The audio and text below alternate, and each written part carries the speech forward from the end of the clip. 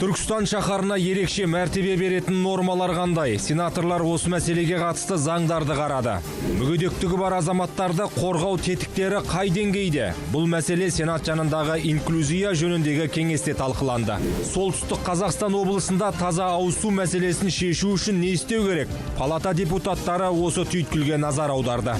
Армысыз ардақты әлеумет, эфирде Сенат сөзі бағдарламасы. Бүгін осы және өзге де тақырыптарды тұздық етеміз. Сенат спикері Мәулен Әшімбаевтың төрағалығымен палата отырысы өтті. Онда сенаторлар Түркістан қаласының ерекше мәртебесіне қатысты заңдарды қарады. Сондай-ақ мемлекеттік сатып алу, білім беру, жол қозғалысы ережелері, ауыл шаруашылығы, таза ауыз су және тағы басқа мәселелерге қатысты депутаттық сауалдарын жолдады. Отырыс барысында Сенат депутаттары Түркістан қаласына ерекше мәртебе беретін заңдарды қарап мақұлдады. Аталған нормалар Түркістанды Қазақстанның рухани, мәдени, тарихи және туристік орталығы ретінде дамыту үшін құқықтық жағдайлар жасауға бағытталған. Сондай-ақ заң арқылы Қожа Ахмет Яссауи кесенесінің бірегейлігін сақтау үшін кешеннің қорғау аймағының шекарасынан 100 метр қашықтықта биіктігі 7 метрден асатын ауқымы, түсі, құрылыс материалдары бойынша тарихи және мәдени ескерткіштермен үйлеспейтін объектілер салуға жол берілмейтін болды. Президентіміз Қасым-Жомарт Кемел Тоқаев түркі әлемінің алтын бесігі Түркістан қаласына ерекше мәртебе беру туралы мәселені облыс жұртшылығымен кездесуде көтерген болатын. Мемлекет басшысының тапсырмасын орындау үшін арнайы заң әзірленіп мақұлданды. Жаңа нормалар аясында Түркістан шаһарын еліміздің сәулет, рухани, тарихи, мәдени және туристік орталық ретінде дамыту үшін кешенді шаралар көзделген. Қожа Ахмет Яссауи кесенесі және басқа да тарихи, мәдени мұра объектілерінің сақталуын қамтамасыз ететін нормалар да қарастырылған. Жалпы мақұлданған заңдар қаланың ұзақ мерзімді орнықты дамуына сомды үлесін қосады деп сенеміз.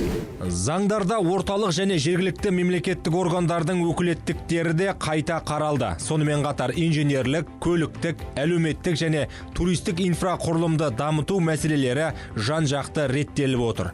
Осылайша қаланың тарихи мәдени маңызы бар ескерткіштері мен объектілерін, оның ішінде Қожа Ахмет Яссауи кесенесін қорғау аймағында орналасқан нысандарды басқару мен сақтаудың тиімді жүйесі қалыптаспақ.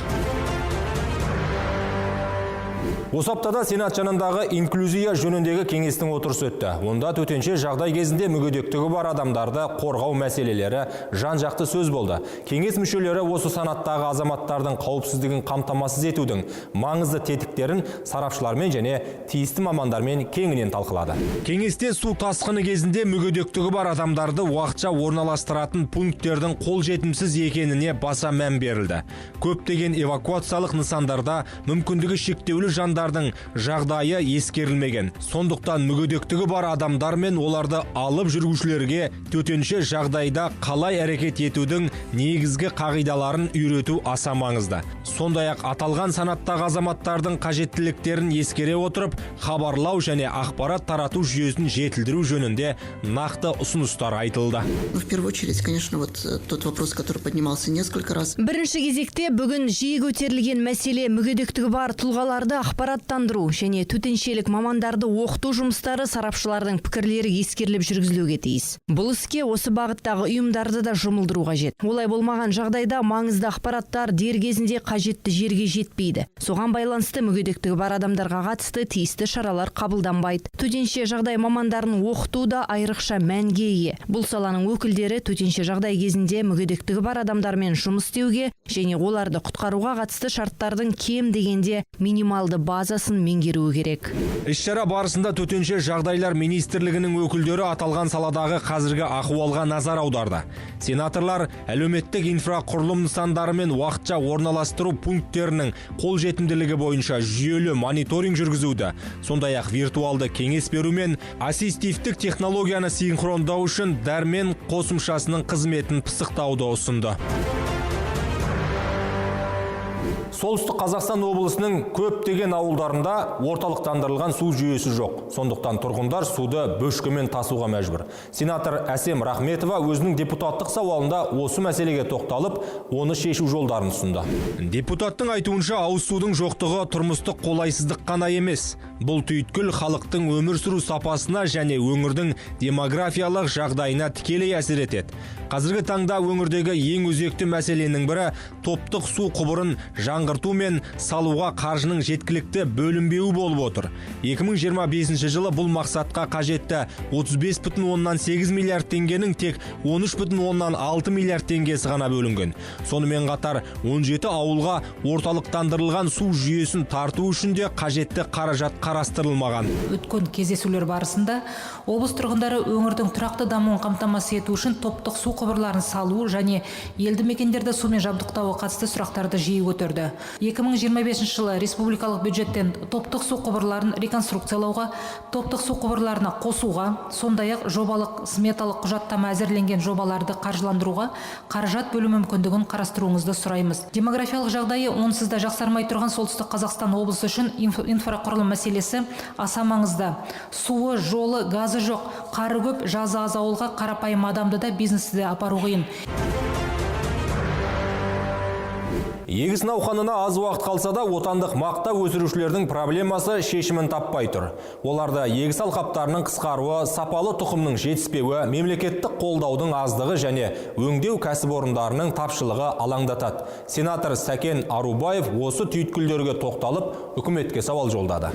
Депутаттың айтуынша, саладағы негізгі қиындықтың бірі фермерлерді сапалы тұқыммен қамтамасыз ету. Алайда қолданыстағы субсидиялау жүйесі диқандардың нақты талабына сай келмейді. Олар көп жағдайда қол жетімсіз. Сондықтан сенатор тұқым шаруашылығын дамыту бағдарламасынан шекті мәнді алып тастап, нарықтық бағадан 50% субсидиялау мәселесін қарастыру қажет екенін және отандық элита тұқымын алуға баса мән беру керектігін айтты.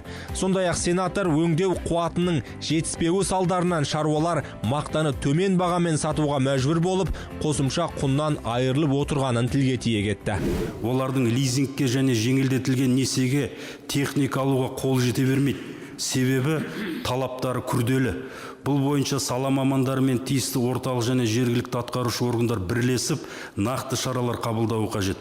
Бүгінде мақта шаруашылығында білікті мамандардың тапшылығын, білім беру мекемелерінде мақта шаруашылығына мамандандыру жүйесінің әлсіздігін айта кеткен жөн.